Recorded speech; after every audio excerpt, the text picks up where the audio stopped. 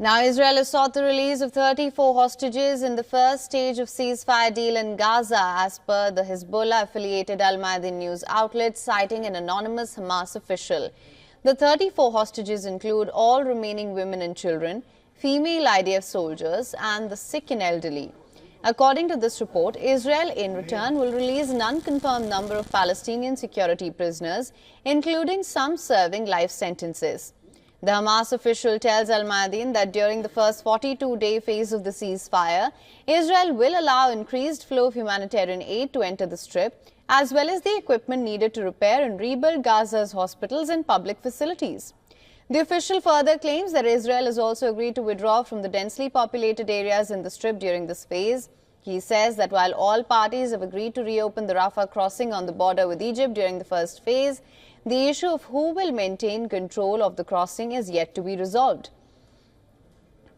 Meanwhile, Israeli Chief of Staff Herzi Halevi said that the Israeli army is exerting pressure on Hamas daily, driving it to greater distress to ensure the return of 100 hostages.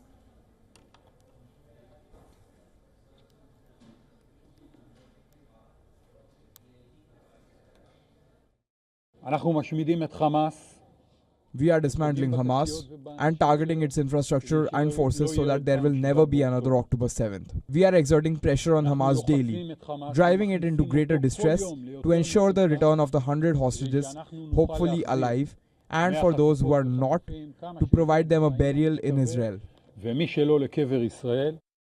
The military released video of Halevi visiting forces in the southern Gaza Strip of Rafah on Wednesday. Israel ordered Palestinians to evacuate another section of central Gaza ahead of an offensive in the built-up Burej refugee camp. It's Burej refugee camp, even as Israel and Hamas appear to inch closer to a ceasefire in the 14-month war. Now, Israeli bombardment and offensives in Gaza have killed more than 45,000 Palestinians during the war, according to the Gaza Health Ministry.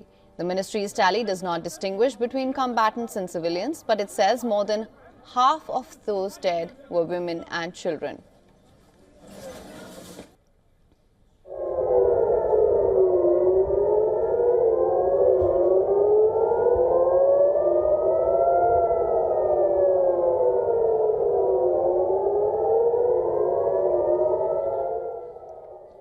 In the latest development, the Israeli army said sirens were sounded across central Israel as it intercepted a missile fired from Yemen. The Israeli Air Force intercepted the missile before it crossed into Israeli territory. The military in a statement said that warning sirens were sounded due to the possibility of falling debris from the interception. And this is the second time this week that the Israeli military has intercepted a missile from Yemen. Shortly after Israel said that it struck the ports and energy infrastructure it alleges are used by Houthi rebels. And according to the army, precision strikes were conducted on Houthi military targets in Yemen, including ports and energy infrastructure in Sana'a, which the Houthis have been using in their military actions. The Houthis have been carrying out attacks against Israel in violation of international law, and the Houthi regime is a threat to peace and security in the region. However, a media channel belonging to the Houthis said a series of aggressive raids were launched in the Yemeni capital of Sana'a and the port city of Hodeidah. In other developments, the IDF soldiers located in an underground tunnel route in southern Lebanon said that led to Hezbollah command center, in which they discovered weapons, surveillance systems, and additional military equipment used by the militant group.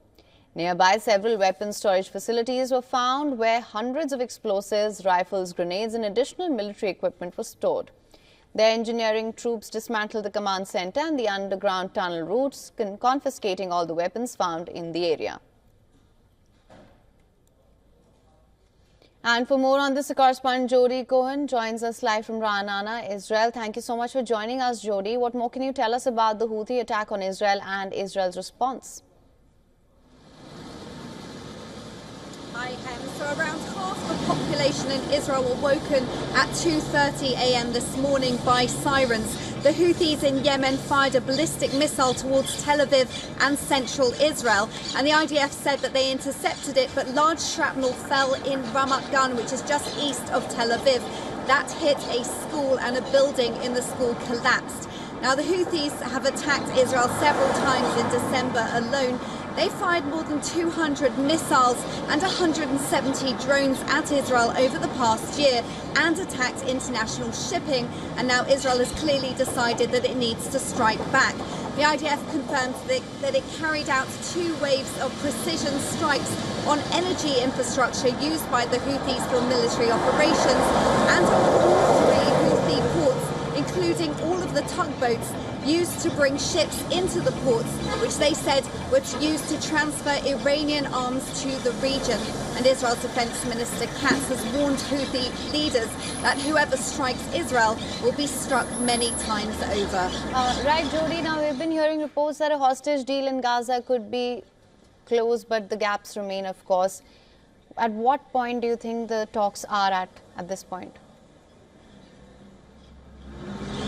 It's really hard to say because we have been hearing a lot of rumours over the past few days that the deal is close, but mediators are also suggesting that gaps remain. For example, Israel would, of course, like to see as many hostages released as possible in the first phase of the deal, but Hamas is reportedly willing to release far fewer than the 100 hostages still remaining in Gaza. There are reports that Hamas could release 34 of the women, elderly and wounded hostages. There's no mention of the 2 children under the age of 5 who are still being held captive, and some of the hostage families are saying that they oppose any deal that doesn't now return all 100 hostages in one phase. Now, Israel would reportedly release hundreds of Palestinian security prisoners early from prison, including some serving sentences for murder in exchange for the hostages. Hamas also wanted to see all of Israeli troops withdrawn from Gaza. They're now reportedly willing to accept Israeli soldiers remaining at strategic sites such as the Philadelphia corridor between Egypt and Gaza and the Netzarim corridor as well. And Prime Minister Netanyahu, in the latest, we're hearing that he's going to be holding a high-level security meeting later today.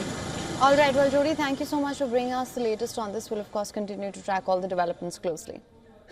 For latest news, download the WION app and subscribe to our YouTube channel.